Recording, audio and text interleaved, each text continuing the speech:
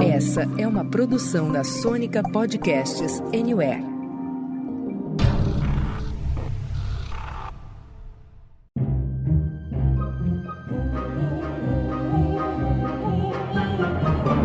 Senta, que lá vem spoiler. Olá, olá! Estamos de volta com mais um episódio do Senta que lá vem spoiler, sua dose semanal de spoiler de filmes, séries e indústria do entreter. Eu sou o Renato Sansão e hoje, minha gente, o papo aqui é sobre cinema, mas é também sobre história, sobre personagens polêmicos. Tem que deixar de ser um país de maricas. E também os ciclos de poder que se repetem aqui no nosso continente. Pô, cara, de novo, cara! É por aí mesmo, Paulinha? Olá para os nossos ouvintes, é por aí mesmo, hoje o papo é sério e viemos falar do filme El Conde, o Conde que acabou de estrear na Netflix. Muito bom, hoje aqui também a presença sempre encantadora e assombrosa do nosso vampirudo, que também conferiu o novo Coach lá da Netflix e veio aqui pro debate, né, Marcudo? Olá, Sansa, Paulinha, pessoal. É isso aí, vamos falar sobre esses sanguessugas.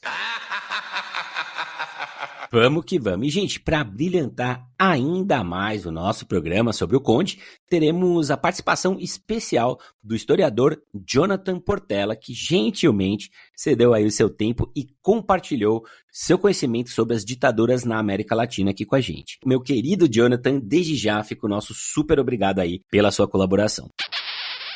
E olha, minha gente, antes da gente arrepiar no papo sobre El Conde, fica aquele recadinho importante, hein? Assim como o nome já diz, a gente pega pesado nos spoilers, principalmente da metade pra frente do programa. Então, caso você ainda não tenha assistido o filme, recomendamos que dê uma passadinha na Netflix antes de arrepiar nesse programa. Recado dado, daqui em diante é por sua conta e risco, combinado? E vamos, que a peteca não pode cair! Yo vine para acá porque dijeron que iban a repartir plata. Eso te lo dije yo para convencerte, imbécil. ¿Y entonces no van a repartir nada? Buenas tardes. ¡Buenas tardes, general! También es verdad que yo he cometido errores. Errores de contabilidad. Papá, esta es la contadora que nos va a ayudar. ¿Es de confianza? Totalmente, familia militar.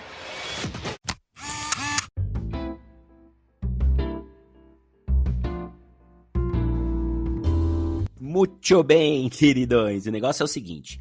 El Conde, ou O Conde, é o 11º filme dirigido pelo cineasta chileno Pablo Larraín.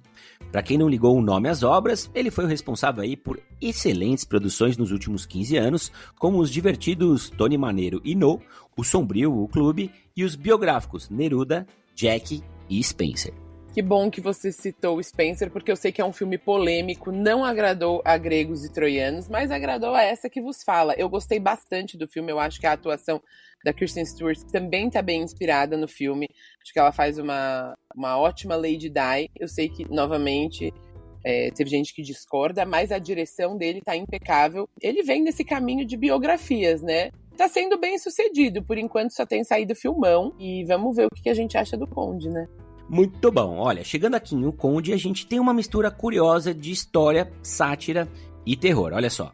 Numa realidade alternativa, Augusto Pinochet é um vampiro envelhecido e isolado numa mansão abandonada. Após 250 anos e se alimentando de sangue para sobreviver, ele tá frustrado com a forma como ele é visto e também cercado por uma família bastante oportunista. Então ele não vê nenhuma razão aí para continuar sua trajetória pela vida eterna. Acontece que quando tudo parece perdido, El Conde acaba descobrindo uma nova inspiração que faz ele querer abandonar seus planos. Minha gente, antes da gente seguir aqui com a recepção de público e crítica, pedimos pro Jonathan dar uma pinceladinha no golpe militar que rolou no Chile lá em 1973, que foi lembrado recentemente após 50 anos. Diz aí, Jonathan. Bom, vamos contextualizar então, porque para entender o que foi o golpe de 11 de setembro de 1973, a gente precisa saber o que aconteceu antes. Nas eleições de 1970, vai vencer para a presidência do Chile um candidato socialista chamado Salvador Allende. O Salvador Allende, ele pensava muito num processo de ascensão do socialismo sem uma revolução. É o que ele chamava de via chilena para o socialismo, que seria pela democracia. E de fato é o que acontece. Ele vence a eleição. O grande problema é, o Allende, ele vence a eleição sem a maioria tanto no Congresso e sem a maioria dos votos. Apesar de ele ter ficado em primeiro, ele não teve a maioria absoluta dos votos, o que tornou o governo dele muito, muito difícil. E ele vai começar a implementar reformas que são muito significativas no Chile, como, por exemplo, a nacionalização de várias indústrias, reforma agrária, que são pautas muito importantes para os socialistas, e isso vai sendo feito muito por decreto, porque ele não tem maioria no Congresso, o que vai travar uma batalha com o Congresso que torna o governo dele um pouco, se eu posso assim dizer, inviável. Até que em 1973 você começa com, de fato, um discurso de que era necessário derrubar o Salvador Allende, porque você está no meio da Guerra Fria, aquele medo sobre o socialismo, sobre o comunismo que era pregado aqui no Ocidente, e então com o general, né, Augusto Pinochet, liderando com apoio dos militares e setores conservadores da sociedade chilena, em 11 de setembro, eles conseguiram derrubar o governo do Salvador Allende, que tentou fazer uma espécie de resistência armada, mas que não foi suficiente. Foram cenas bem de terror mesmo desse dia. Então ele vai chegar à presidência num governo, vai estabelecer uma ditadura militar, que vai ser muito caracterizado por repressão política, por censura da imprensa, por perseguição de opositores, por violações generalizadas dos direitos humanos, a tortura das formas mais bárbaras. É assim que acontece então esse golpe do 11 de setembro. Muito bom. Olha, e antes da gente começar a conversa séria por aqui, bora dar aquela passadinha pra ver o que público e crítica tem achado do filme. Conta aí pra gente, Paulinha. Sansa, como muitos dos filmes do Larraín, o Conde tem dividido opiniões. Vamos dar uma olhada. Lá no IMDb são quase 3.000 avaliações e uma nota média de 6.5. No Metacritic, o Metascore aponta 72 de 100. No Letterboxd, o filme tem 3.3 de 5. E no famigerado Rotten Tomatoes, o Conde conta com a aprovação de 83% da crítica e 62% do público. Mas eu sei, vocês já sabem que chegou a hora de falar do que realmente importa aqui nessa bagaça, que é, claro, a opinião do Senta, que lá vem spoiler, e a gente vai fazer as honras pro nosso querido Marcudo. Marcudo, fala pra gente, o Brasil, o Chile e a América querem saber quais são as suas primeiras impressões sobre o Conde. Você gostou? Amou ou dá pro gasto? Olha, é um filme diferente do que eu esperava. Eu só tinha lido a sinopse, então eu tava esperando um filme mais contemplativo, né, do Pinochet refletindo sobre os atos dele antes de morrer. E eu só sabia isso, né, que era um vampiro e queria morrer. Mas, apesar de ser um filme contemplativo, eu achei bem dinâmico. E o mais interessante é que é um filme didático, né? Eu acho muito legal como o Larraín usa aqueles personagens e aquela situação toda para ir explicando pra gente o que o Pinochet e o clã dele fizeram com o Chile. Mas acho que a coisa até fica um pouco expositiva demais, né? Quando o Pinochet e o Chile vão descrevendo os crimes nas conversas com aquela freira contadora. Talvez eles pudessem ter incluído isso mais na trama, porque eles usam bastante flashback, né? Mas muito disso acabou ficando reservado para a parte fictícia, né, do Pinochet como vampiro. E essa parte eu acho boa. Tecnicamente, eu acho que o filme é bem bonito, a fotografia, o design de produção, os cenários, né, todos aqueles cenários enormes e vazios, que representam bem a situação do Pinochet, que é tipo um rei sem súdito, né, abandonado na riqueza dele.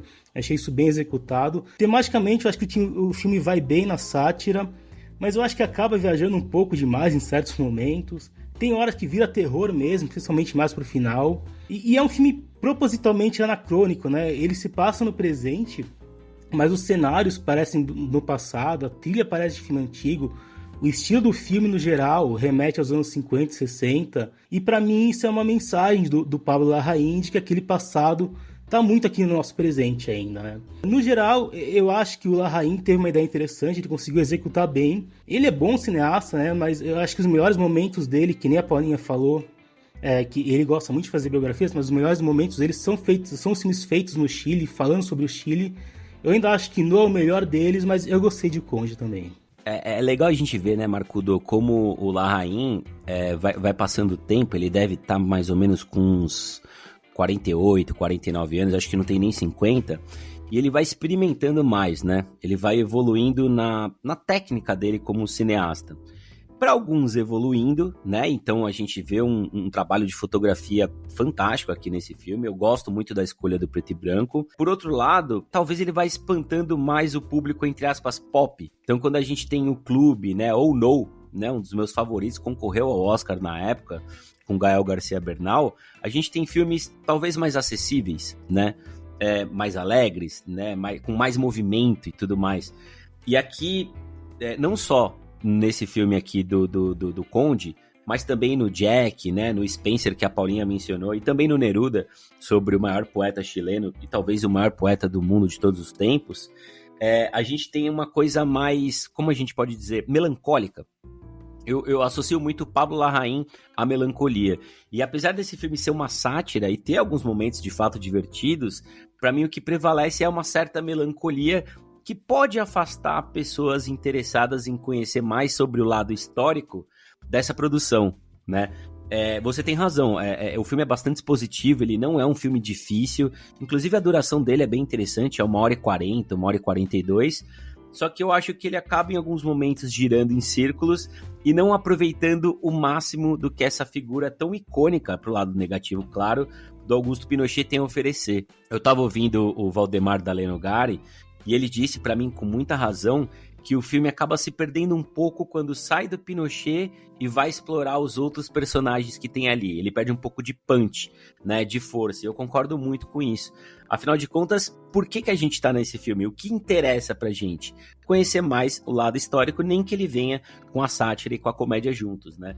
Então eu acho que, viu, Paulinha, naquela do gostou, amor, dá pro gasto, eu gostei. Não cheguei a amar, e dá pro gasto também, pra Pablo Larraín, acho que não cabe aqui. Olha, eu acho que eu vou um pouquinho na contramão de vocês dois. Eu gostei bastante. Eu gostei mais do que eu achei que eu fosse gostar. Eu achei que o roteiro é muito criativo. Eu concordo com o Marcudo que ele é expositivo, mas eu acho que para tentar abordar ali a grandiosidade de tudo que foi e não acabar caindo num filme épico de guerra ou de golpe, ou que dependesse de uma produção muito extrema, ele encontrou uma saída artística, e o roteiro eu acho que conseguiu contemplar bem isso. Eu acho que a mistura de sátira com pontadas de terror dentro de uma crítica política que é pontuada o tempo inteiro e que depende sim, eu acho, de um conhecimento prévio dos acontecimentos, né, da ditadura chilena, do golpe, do não golpe, sobre a Guerra das Malvinas. Inclusive, acho que a introdução da Thatcher foi muito inspirada ali, achei genial. O que eu vou concordar com vocês é que eu acho que em alguns momentos o filme se perde, ele acaba ficando talvez um pouquinho maçante, justamente por ele ser muito expositivo, baseado no diálogo. Mas eu acho o filme bonito, como o Marcudo já citou, a produção é muito acertada, aquela mansão decadente ali no meio do nada é muito simbólica. Inclusive, acho que o filme ele é cheio de simbolismos ali na participação de cada um dos filhos, né, que representam a sociedade, enfim, os filhos do Pinochet, o abandono, o que significou todo aquele roubo, todo aquele desvio, a questão do terrorismo. Enfim, eu gostei bastante, achei o filme inspirado.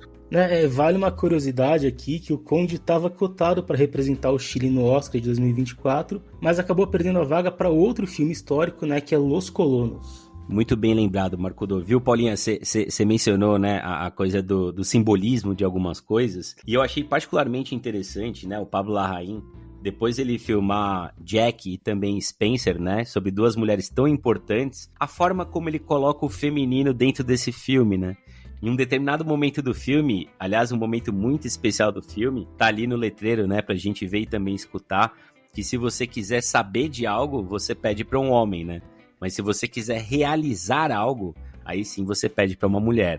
E eu achei bonito isso, porque a personagem feminina principal não tem só uma, né? Tem outras, mas a mais jovem, digamos assim, tem um papel muito interessante dentro aqui do Conde, né? Você trouxe a tradução em português que até nem é tão exata dessa frase tão rica, porque ele fala, if you want something said, you ask a man. E aí esse said, que a gente traduz como saber, nem é exatamente isso.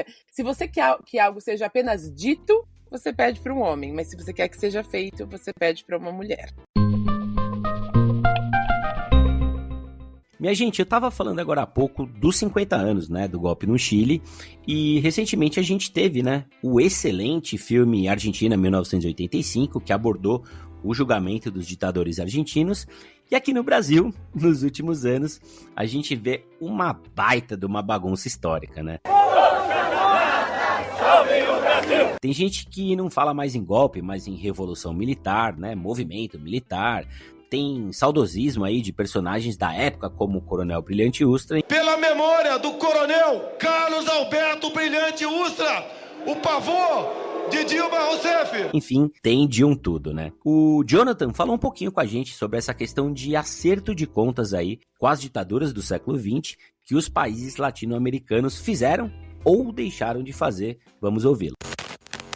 Ainda há feridas muito abertas sobre esse processo de ditadura. No caso do Chile, chegou-se a ter a Comissão da Verdade e Reconciliação, que era para investigar alguns crimes da ditadura. Esse tipo de comissão da verdade acontece em vários lugares. Na Argentina a gente teve o CONADEP, que foi a Comissão Nacional sobre o Desaparecimento de Pessoas. No Brasil nós tivemos a Comissão da Verdade. Mas essas comissões da verdade foram muito insuficientes, porque muitos arquivos da ditadura são fechados. Ninguém pode acessar por conta de haver muitos desses militares vivos ainda. As leis da anistia que aconteceram em países como o Brasil impossibilita que a gente consiga, de fato, julgar e analisar crimes de torturadores, de assassinos, de militares corruptos, porque, enfim, tudo trancado, tá tudo anistiado e até hoje não foi possível remover essa anistia. Em alguns países da América Latina houve reparações às vítimas, houve julgamentos e responsabilizações também. Na Argentina e no Peru isso aconteceu, no Chile também isso aconteceu, no Brasil, infelizmente, não. A maioria dos países sabe lidar com esse passado, ao contrário do Brasil, né? Eu já fui pro Chile, eu visitei o museu, já conversei com chilenos, mas longe de ser especialista, inclusive a gente tem um aqui no programa hoje, mas pensando no background histórico, tem bastante coisa no filme, né? O Pinochet diz várias vezes que o povo é ingrato, que ele salvou o país do comunismo, e ele foi mesmo mais do que aclamado por isso, ele teve apoio dos Estados Unidos.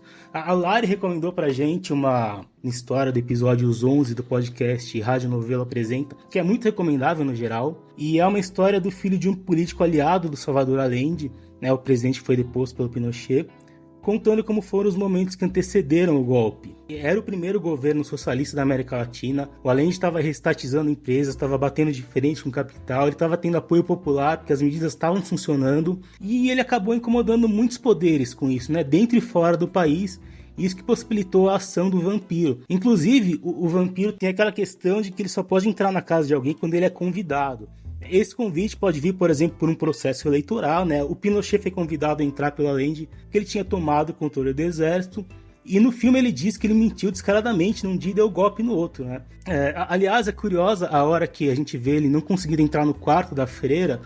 Não fica muito claro se ela realmente convidou. Acho que ela só pergunta se ele não vai entrar, mas ele não consegue, né? Ele cai para trás ali na porta. Mas enfim, eu acho que essa questão do vampiro foi muito bem colocada no filme. Perfeito, Marco, eu concordo. Inclusive, uma outra coisa que você trouxe já numa fala sua, eu queria trazer para agora, que é a questão do fantasma atual, né? A gente vê essa ascensão da extrema-direita no Brasil e no mundo, e eu acho que não por acaso esse filme é tão importante em vários momentos, porque tem tudo a ver com a ditadura. Eu acho que o filme falha um pouco em não trazer a questão norte-americana e o seu papel fundamental na instituição das ditaduras na América Latina, mas eu acho que, acima de tudo, o que a gente vê é que a falta de responsabilização, a falta de criação de memória faz com que o fantasma, como você colocou, Marco, da ditadura e essa interpretação errônea perdure até hoje. E a gente vê o quão complicado é debater com esse saudosismo descabido, falando de uma época de tortura, de perseguição, de morte. Então eu acho que, por mais que a gente tenha tido tentativas, e aí o Brasil é muito mais falho do que outros países, no Chile a gente vê, como o Jonathan falou, a gente vê que há uma tentativa de responsabilização, apesar que acho que é importante falar que o Pinochet acaba nunca sendo condenado, né? Porque ele morre em 2006, em 98, quando tem o julgamento dele, ele em algum momento é declarado ali como incapaz. O que a gente vê é o prejuízo político e ideológico disso não ter sido amplamente e de forma clara colocado para o povo. Infelizmente, eu acho que é um marco na nossa história, que é uma mancha, e que o filme traz isso no final, quando aquele Pinochet pequeno, criança, fala, olha, é aqui no Chile onde estão os piores comunistas, então é aqui que eu vou ficar. Enfim, e esse fantasma de achar que o comunismo é a pior coisa que já existiu no mundo, justamente porque não há memória. Ô Paulinha, sabe uma coisa que eu acho curioso? Eu sempre associei essa coisa da ditadura, né, do poder militar e tudo mais, como fantasma, né? Mas eu nunca tinha associado como vampiro que suga, né, ao longo dos anos, das décadas, dos séculos. E isso foi muito interessante, essa simbologia que o filme traz. Porque quando a gente pensa nos militares de uma forma geral, né, pensão, aposentadoria, o que a gente gasta, né, nos últimos anos foi um escândalo, né, gasto com alguns remédios, tratamento, privilégios, Viagra, entre infinitas coisas, a gente pensa, cara, quanto custa um militar para o Brasil, um soldado, né, um país que praticamente nunca, para não dizer nunca, está em guerra. Né? A gente não é um país que faz fronteiras com países bélicos ou está envolvido numa puta de uma trama geopolítica. Não, cara, a gente é o Brasil, né? Abra aí o YouTube ou o TikTok e você vai entender rapidamente o que é o Brasil. Então, para mim, não faz sentido nenhum a existência de um corpo militar, e digo mais, desse saudosismo, né? Do que os militares fizeram pelo Brasil. Só mesmo essa resposta ao fantasma da ameaça comunista, né? Que eles sempre acabam trazendo de volta inúmeras vezes para justificar a bagunça que é feita, né? A verdadeira mamata que tem aqui no país. Olha, minha gente, uma coisa curiosa que a gente tem nos filmes de sátira é que nem sempre eles têm muita aderência com o público, né? Afinal de contas, gente, quando a gente mistura comédia, terror e história, como é o caso aqui desse filme, não é muito simples de fazer e de ser também bem recebido, né? Inclusive, coisa de 3 ou 4 anos atrás, o nosso querido Taika Waititi fez algo mais ou menos parecido lá com Jojo Rabbit, que tirava aí uma com a cara do Hitler e inclusive ganhou o Oscar de melhor roteiro pelo filme. Como é que vocês enxergam, queridos, essa mistura de figuras históricas, sejam elas aí heróis ou vilões, com a comédia, a sátira e também o cinema? Olha, eu sou uma grande fã de Jojo Rabbit, vi inúmeras vezes, acho que assim como eu falei aqui do filme do Larraín, acho que é inspirado, e eu acredito que é um formato muito interessante de trazer para o público, como você falou, esses grandes vilões, essas figuras históricas, que às vezes não são considerados vilões, com uma outra linguagem. Eu acredito que esse mix de gêneros é muito bem sucedido quando bem feito, assim como foi feito no Jojo Rabbit e assim como no Conde. Acho que é necessário bastante talento para não cair para um lado ou para o outro e para não ficar um filme pastelão ou não ficar um filme extremamente nonsense, porque tá sempre ali no limite disso, mas na forma como foi feito aqui, eu acredito, eu sou uma grande fã de sátiras. Acho que o filme é extremamente irônico aqui no caso do Conde. Acho que ele tem sacadas excelentes nos diálogos e, pra mim, sucesso total. Ô Marcudo, sabe uma coisa que eu acho curiosa? Como isso é feito em quase todo lugar do mundo. A gente já viu várias produções tirando uma onda com Stalin também, né? O próprio Lenin. Mas aqui no Brasil não, né? É engraçado como a gente tem sempre cheio de dedos com a classe militar, né? É verdade. Eu acho que sátira bem realizada sempre funciona. Você estava falando do Stalin, eu lembrei do Armando Iannucci, que criou o VIP, ele fez o filme A Morte de Stalin, que é uma sátira muito boa, aliás. Aqui em O Conde, eu gostei da ideia de colocar a Margaret Thatcher como a mãe dele, eu fiquei surpreso quando a gente descobriu que ela era narradora, e faz sentido, porque eles tinham ideais parecidos, né? Ela podia não ser literalmente uma ditadora sanguinária, mas é capaz dela ser quase tão odiada na Inglaterra quanto ele no Chile. Nessa hora é importante a gente ver como, apesar deles não terem uma ideologia à primeira vista parecida, porque ela não é uma ditadura sanguinária e defende uma, em tese, social-democracia, quanto eles eram amigos, né? O quanto era possível fazer uma convergência ali de interesses, ainda que, à primeira vista, tivessem ideologias diferentes, né? Com certeza. E que nem você falou, Paulinha, as sátiras têm simbolismos, né? E aqui eu trago a questão do preto e branco. Primeiro que o filme se passa no presente, lá no começo tem aquele voo que o Fiodor faz para Santiago, e dá para ver um prédio enorme. E eu sei que ele só tem algumas décadas, né? Eu lembro que quando eu fui pro Chile, deve ter uns 9 anos, eu fiquei pelo Airbnb na casa de um chileno, fiz amizade com ele. E o prédio não tinha muito tempo, né? Ele me falou que eles viam aquele prédio meio que com um pênis gigante. Que é isso, meu filho? Calma! Né? Pelo que ele representa, aquele negócio incômodo, um símbolo do dinheiro no meio da cidade. E eu achei simbólico esse prédio aparecer no filme, né? Mas aí eu fiquei pensando, o filme tá no presente, então porque é preto e branco, né? Eu imaginei que é porque é uma história sombria, não tem como a história do Pinochet ter vida, ter cores, né? Só que no final a gente descobre que realmente era um flashback. Quando o Pinochet sai daquele brinquedo, né, como se ele estivesse saindo do parto de novo, né? Ele está rejuvenescido, ele é uma criança pequena, porque os vampiros conseguem fazer isso. Ele está vivendo com a mãe, a Margaret Thatcher, em outro país pequeno, indefeso, que eles podem sugar de novo, recomeçar aquele ciclo de busca por mais poder e destruição. Então, só para concluir, eu acho que esse é o principal recado que o Larraín deixa nesse filme, né? Os vampiros vão dar frutos tão ruins quanto eles, e eles não vão parar, os ciclos vão se reiniciar até que tenha um fim definitivo. E aqui eu tô falando na linguagem figurativa, né? Porque o fim dos vampiros é como estaca no coração. O fim desses vampiros, entre aspas, é por outros meios, não é com a morte, mas precisa vir. Mas que profissional, mas que competência, mas que cuidado, mas que critério. E haja vampiro, né, Paulinha? No Planalto, na Câmara dos Deputados, no Senado. Cara, tem vampiro aqui nesse país há 30, 40, 50, 60 anos. Eles de fato são imortais, né? Infelizmente. Então a gente tem que pensar, às vezes, que mesmo a inelegibilidade, às vezes, não é suficiente para matar um vampiro ou a ideia que o vampiro prega, né? Haja dente de alho, viu, Paulinho? Ó, gente, antes da gente ir aqui para as nossas notinhas, vale trazer o que o Jonathan falou sobre a curiosa relação entre o Augusto Pinochet e a então primeira-ministra do Reino Unido, Margaret Thatcher, inclusive a Paulinha mencionou há pouco, que é abordada no filme, né, de uma forma bastante curiosa. Escuta só. Sim, os dois tiveram uma relação muito próxima, o Augusto Pinochet e a primeira-ministra do Reino Unido, Margaret Thatcher. Eles tinham uma afinidade política muito grande, principalmente porque a abordagem ideológica deles era muito parecida. Os dois eram conservadores e os dois eram anticomunistas, né? Tinham esse discurso do anticomunismo muito pujante. Aliás, a Margaret Thatcher ela foi uma das poucas líderes no mundo ocidental que expressou apoio público ao Pinochet entre 73 e 90, né? Durante o seu governo. Ela chega a visitar o Chile em 82. Durante a Guerra das Malvinas, que aconteceu entre Reino Unido e Argentina, ela chegou a elogiar o Pinochet, porque o Pinochet apoiou a Grã-Bretanha, né, o Reino Unido, e ela mesmo sempre se referiu ao Pinochet como um amigo da Grã-Bretanha.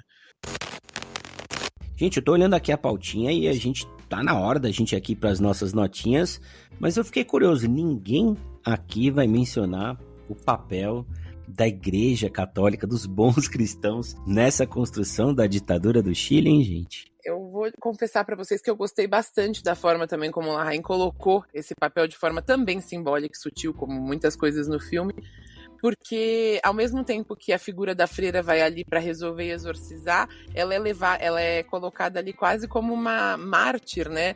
Que também a ela é solicitado que angarie fundos, que volte com os títulos de riqueza para a igreja. Eu acho que, na verdade, na América Latina como um todo, a igreja teve papéis diversos, dependendo de onde a gente fala. No caso do Chile, especificamente, é uma coisa que é híbrida, né? Que ora é colaborativa com o regime ditatorial, ora é oposição, ora faz um papel de mediação, depois entra numa busca pelos direitos humanos. E eu acho que o filme, obviamente, não aprofunda isso, mas traz essa simbologia para não deixar de pontuar que a igreja está sempre ali, presente de uma forma ou outra. Aleluia, irmãos! Olha só, e chegou a hora da gente dar nossas notinhas por aqui. Quero saber de 0 a 100, queridos, quantas poltronas amarelas vocês dão aí para O Conde, filme do celebrado diretor Pablo Larraín, que tá esperando todo mundo na Netflix. Eu achei que esse filme ia sair lá pela MUBI, né? Um negócio mais cult, mas saiu pelo Tudum. Ladies first, vai lá, Paulinha. Eu gostei bastante do filme, acho ótimo que ele esteja na Netflix aí para todo mundo ter acesso, e eu vou deixar O Conde hoje com 87 poltronas amarelas. Eu acho que é uma boa ideia, que apesar de alguns problemas é bem executado e deixa boas reflexões, então eu vou dar aqui 82 poltronas amarelas. Ó, eu queria dizer que eu vim pra essa gravação com 70 poltroninhas para dar para esse filme. Porém, escutando você, Marcudo, você, Paulinha, e também o nosso professor Jonathan, eu mudei um pouquinho de ideia, vou subir aqui o Conde para 78 poltronas amarelas. Muito bem, consultando o abaco aqui do Senta Que Lá Vem Spoiler, chegamos à excelente média de 82 poltronas amarelas para o Conde. Gente, antes da gente passar a régua por aqui, a gente pediu pro Jonathan trazer aí dicas de livros, filmes ou séries para quem quer aprender um pouquinho mais sobre a ditadura no Chile e também em outros países da América Latina. Vamos ver o que ele trouxe pra gente. Eu vou recomendar um livro e um filme. O livro se chama Casa dos Espíritos, de Isabel Allende. É uma obra de ficção, mas é um romance que oferece uma perspectiva muito poderosa assim, sobre o Chile durante o regime do Pinochet. Recomendo bastante a leitura dessa obra. E um filme de 2012 que se chama N-O, No, que é um filme que também retrata sobre o plebiscito de 88, que vai colocar fim ao regime do Pinochet. Então, recomendação aí dessas duas obras. E você, Paulinha, trouxe alguma coisa para os nossos ouvintes? Olha, excelentes dicas do Jonathan. Você mesmo já mencionou, e eu não queria deixar passar batido, o filme Argentina 1985, que tá no Prime Video e tem episódio aqui deste podcast que vos fala. Também queria trazer um outro filme, que é o Machuca, filme bonitinho, também se passa em 1973, ano do golpe. Tem que assistir, ele não tá nas principais plataformas de streaming, mas se fuçar ali na internet dá pra achar. E queria deixar aqui um perfil do Instagram de um professor historiador que eu gosto muito, que ainda vai vir fazer colaboração aqui do Senta Que Lá Vem Spoilers, se tudo der certo, que é o professor Odir Fontoura. Só achar lá no Instagram, Odir Fontoura, tudo junto. Vale a pena dar uma olhada. Estamos esperando você aqui, viu, seu Odir? Gente, eu queria trazer 2 podcasts, né? Tenho ouvido muito podcast pra me informar e eles estão melhorando cada vez mais, né? E a gente tem bons exemplares aí que trazem história, né? História em pouco tempo, por exemplo, História em Meia Hora, né? Esse é o nome de um podcast super bem sucedido que tá cada vez melhor e ele aborda um pouquinho ali as ditaduras na América Latina, inclusive no Chile. E outro que eu gostaria de trazer aqui é o Pulso Latino, esse bem mais específico, bem mais voltado aí para as veias abertas da América Latina, saudades Galeano, e que aborda com muita exatidão e com historiadores mega competentes, não apenas as ditaduras, mas toda a construção da sociedade latino-americana. E é isso aí, minha gente. Nós vamos ficando por aqui, mais uma vez agradecendo ao nosso querido Jonathan e lembrando você que todas as semanas tem episódio fresquinho do Senta Que Lá Vem Spoiler pra escutar aí. Arrepiando na academia, lavando aquela pia de louça gostosa ou zapeando pelos serviços de streaming e salas de cinema em busca da sua próxima aventura. Muito obrigado, gente. Muito obrigada, foi excelente. Um beijo e até a próxima. É isso aí, pessoal. Valeu e até a próxima.